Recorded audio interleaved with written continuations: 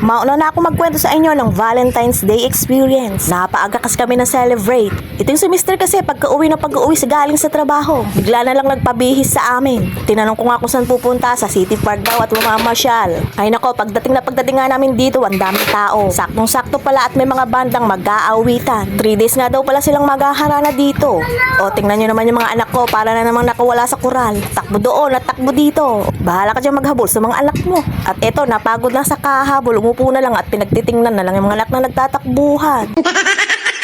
At maya-maya na nga, nagsimula na nga kumanta itong unang banda. At talaga namang pangharana at pang Valentine songs ang kinakanta nila. Tamang-tama nga sa mga nagde-date dito, sa mga magjowa, tapos pang pamilya banda din. Ay nako, basta sinasabi ko sa inyo mga mare, ito na nga yung pinaka-best na Valentine's experience ko. Dahil kahit walang chocolates at flowers, at least nag-enjoy kaming pamilya dito. At ito namang si Mr. idinaan pa dito yung mga bata sa mga stall na mga laruan. O, ginusto mo yan, bilan mo yan.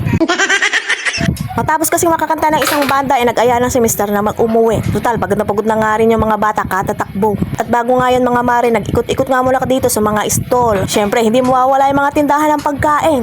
Meron ding mga damit, laruan at higit sa lahat, chocolate at flowers. Nung madaan nga kami sa tindahan ng mga laruan, ako yung mga anak ko hindi nagpaawat. Kaya yun, nasunod na naman yung gusto. Kaya kahit na alam ko bukas makalawa, masisira na yun. Pero wala tayong magagawa pagbigyan ng mga bata. Yan ang kasiyahan nila, yung may mga laruan. Sabi nga ni Mr. pumili na nga daw ako ng gusto ko. Sabi ko naman wala naman akong mapili at wala akong magustuhan. Pero ang gusto ko talaga sabihin, gusto ko ng washing machine. Pero yun nasa isip-isip ko lang. Saka na pagka nakaluwag-luwag na at may marami na kaming budget, magtitiis muna sa pamano-mano at sa sikat ng araw. Sa akin ngayon okay na yung ganitong pagse-celebrate ng Valentine's. Hindi naman kailangan ay laging merong. Basta kami isama-sama at save yung aking mister sa pag-uwi at pagpasok sa trabaho. Yun ang mas mahalaga sa araw-araw mga mare. Yung kaligtasan ng aking mister para sa patuloy na pagpo-provide niya ng pangangailangan ng mga anak niya. Kahit na nga hindi kalakihan ang mga sinasahod, ay okay lang basta nakakaraos at nakakakain kami 3 beses isang araw. Simula kasi nung na-stop ako sa trabaho at mag-stay at mag-alaga na lang ng mga bata, ay minsan na lang ako makalabas ng bahay katulad ng mga ganitong bagay. Kaya deserve ko naman yung ganitong pamamasyal. Dahil sa loob na lang ng bahay umiikot yung oras ko sa pagluluto, sa paglalaba, sa paglilinis ng mga bahay at sa pag-aalaga ng mga anak. Plus na yan sa pag-aasikaso, sa pagpasok ng mister. Kaya tayong mga nanay, deserve natin to. O siya mga mare, patapos na nga itong video ko at kung hindi ka pa nga nakakapag-follow, mag-follow ka na. At baka naman, pakiiwanan ng isang heart o isang like dyan. Diyan na nga kayo, bye-bye!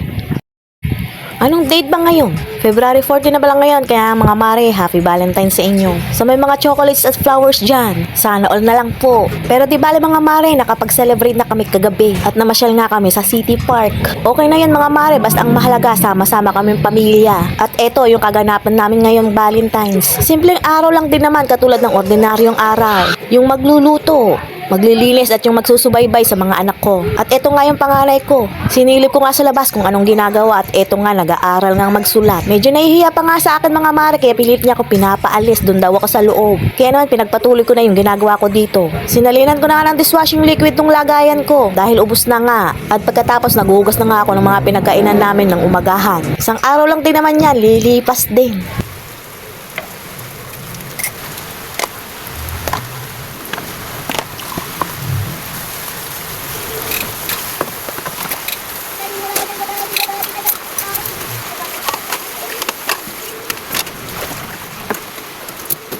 Nagpupunas na nga ako ng lababo dito mga mare pagkatapos maghugas ng mga plato nung tinawag ako ng panganay ko. Ipapacheck niya nga yung sulat niya. Sabi ko okay naman basta sa susunod pantay na dapat. Nung mapacheck niya na nga sa akin sininop niya na yung mga gamit niya sa bag niya. O siya mga mare, patapos na nga itong video ko. Kung di ka ba nakakapag-follow, mag-follow ko na. Happy Heart Day! Hi! Hello mga mare, another day, another mini vlog. Tapos na yung mga araw ng mga chocolate flowers dyan. Oras na para magtrabaho sa bahay. Kahapon nga pala itong mga mare, after kong maligo ito, medyo nag-brighten tayo. Lahat ba nakapag-flex na at nakapag-my day na? Anyways mga mare, ito na nga, naghahanda na nga ako para sa sarili ko, para magluto. Kita nyo, may pakilay-kilay pa. Tapos may pa lip tint pa, magluluto lang naman. Anyways mga mare, magluluto nga pala ako ng panghapunan namin. And for the menu, tara samahan niyo ako magluto ng adobong manok. Syempre mga mare, hindi ko na isa-isahin sa inyo kung paano magluto nito. Aba, ito na atang pambansang ulam ng Pilipinas. Hindi niyo po ba kayang lutuin? O bueno, nang maigisa ko na nga yung manok at pinalalamutan ko, ito lumabas nga ako dito sa labas ng bahay namin. At tingnan siya, damakmak na dahon na naman ang winawalis natin. Tuwing hapon nga, ganito ang winawalis kong mga dahon. Naiipon na yan simula umaga hanggang sa hapon. Kita niyo, pagkatapos ko nga walis, meron na namang ulit maglalaglagan dyan. Tapos matapos ko nga madakot yung mga dahon, ito pumasok ulit ako sa loob para silipin yung niluluto ko. Titimplahan ko lang nga ito ng mga pampalasa. Tapos pakukuluan ko na lang, o okay na. Ganun lang yun mga mare. Tapos ito naman yung haharapin ko, yung pagsasalang sa rice cooker. Tatlong gata nga lagi ang sinasain ko dahil apat nga lang kami. Tapos sa aming apat, ako nga lang yung malakas kumain. Kita nyo naman din sa mga braso ko.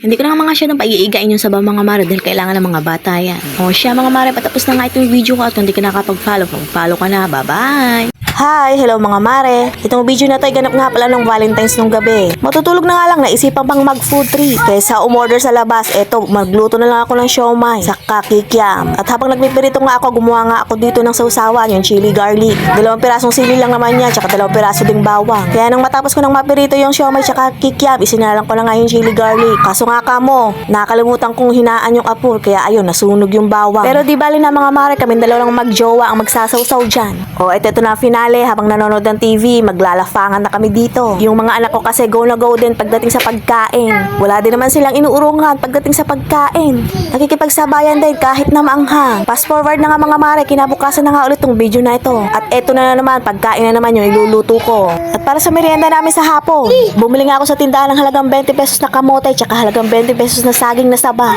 Kamote Q at banana Q ang balak kong iluto dito. At dahil linggo, kumpleto kami dahil day off ni Mister. Kaya ito, food trip na naman ng labanan. Pa, dyan kami mananalo sa kainan. Paglinggo kasi sama-sama kami, kaya ito na ang pinaka-banding namin. Dahil nga minsan paglinggo may pasok din si Mister. Kaya ito, free na naman ako sa pag-aalaga sa mga 2 junakis ko. O diba, halagang 40 pesos. Nakapag food trip kaming pamilya. Nako, pag lumabas kami, nako, kulang ang 500 para sa pagkain namin. O eto, nakamenos ako at nag-enjoy pa kami at nabusog pa. Lalong-lalo na yung bunso ko, bet na bet yung kamote Q. O siya mga mare, patapos na nga itong video ko.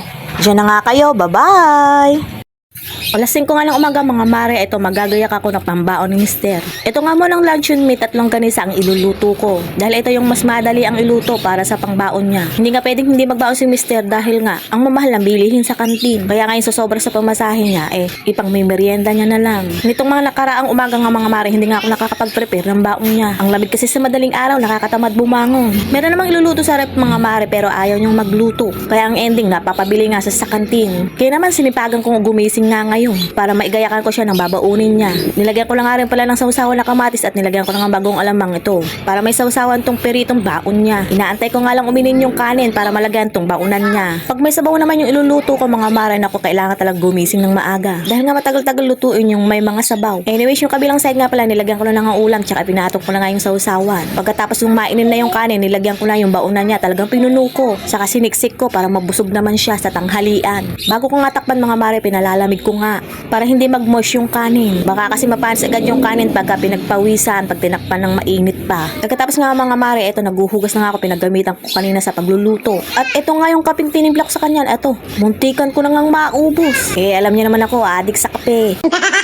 At nung sumikat na nga yung araw mga mare, sinimulan ko na nga lang pagbabanlawan yung mga pinag-ihan na kumot at bedsheet ng mga anak ko. Mapapakamot ko na lang talaga sa ulo. Yung tipong kalalaban mo lang sa mga kumot, tas kapapalit mo lang ng bedsheet. Tapos ang ending, basang-basa sa ihi ng mga anak mo. Diyos ko po, Marimar.